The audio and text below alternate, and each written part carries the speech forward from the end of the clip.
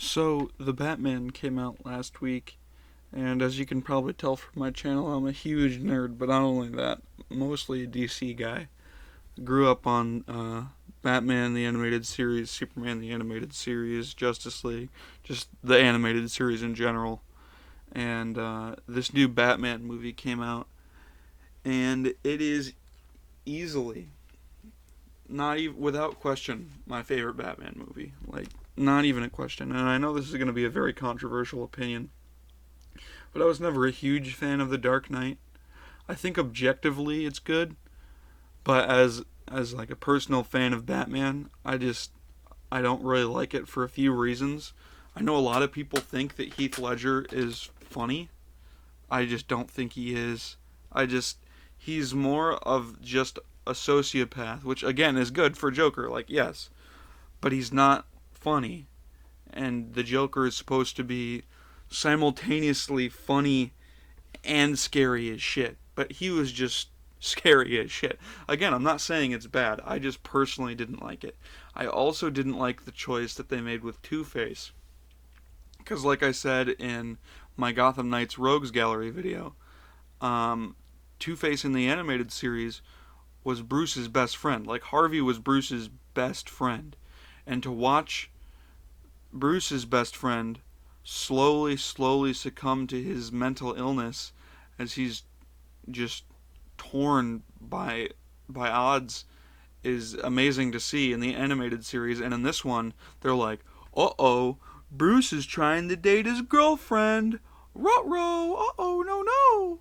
It's like it takes, I feel, a lot of the weight out of it, because instead of being best friends and watching your best friend succumb to this, you're watching an enemy succumb to it, which is like, oh no. I guess Batman's romantic rival is turning evil. I mean, granted, Rachel died, but that's my opinion on The Dark Knight. But I think this blows that. Batman Begins, Dark Knight Rises, the Keaton movies, the Schumacher films. I think all of those get blown out of the fucking water. Completely blown out. I mean, they will always hold a special place in my heart because Batman Forever and all those movies will always stay in my heart because I watched them as a kid. But this movie is the best Batman movie. It kind of touches on one of the Batman the Animated Series episodes where all the villains claim that they're only villains because of Batman. That Batman made them be villains by being Batman. And this movie tackles that, I think, even better. Because, I mean, spoilers ahead, but the way that the Riddler and Catwoman took his message of vengeance and twisted it to suit them, as they said, "I'm vengeance," was perfect. I mean, it completely suited that storyline where the villains claim that Batman made them, because at the end of the movie, Riddler thought he was working together with him.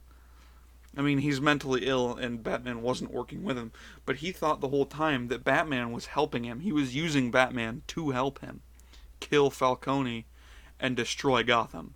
Like, and it's because he wanted vengeance on the society that forgot him and didn't care when his parents died and he was put into a poor orphanage instead of, oh, I don't know, having millions of fucking dollars to fall back on. Not everyone can be as lucky as Bruce Wayne. And then you have Catwoman, who basically had the same thing. She was orphaned, or at least, I guess, had Falcone as a dad. I don't remember if she was adopted or not. I'm going to be completely honest.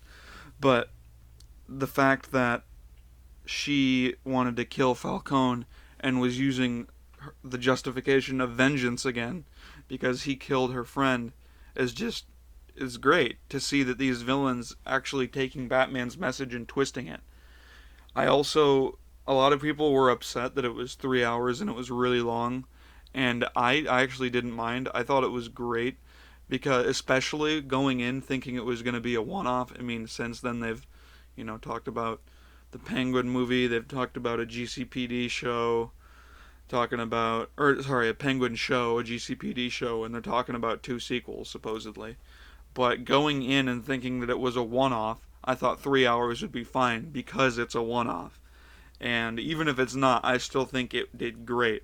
It was able to cram, it was able to commit the cardinal sin of Spider-Man movies by putting three or more villains in and making it good. I mean, granted, they did that with No Way Home, but before that, actually before the MCU, because I guess Homecoming had three villains, but every time they put three villains in, it was just too crammed because the movie wasn't long enough. But in this, you had Riddler, Penguin, Catwoman, and Falcone. That's four villains, and I guess Joker at the end.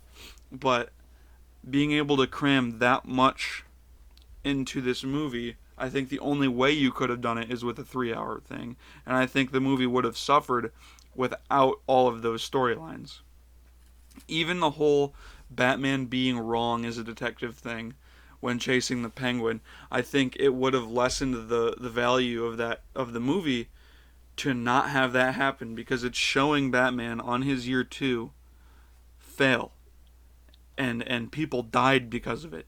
It's not just, oh, he failed. Cars were exploding. People's lives were extinguished because he was wrong.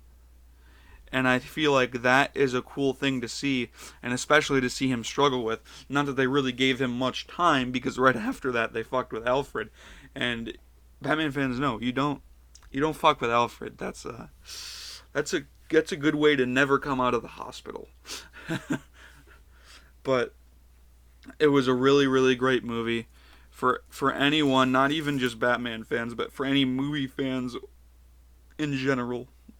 Maybe not for the casual audience because it's so long, but if you're a Batman fan or even a movie fan, you have to go see what Robert Pattinson did with this role. It is so so good. Easily far and away my favorite live action Batman movie.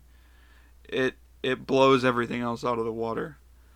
But yeah, that's about it. See you in the next one.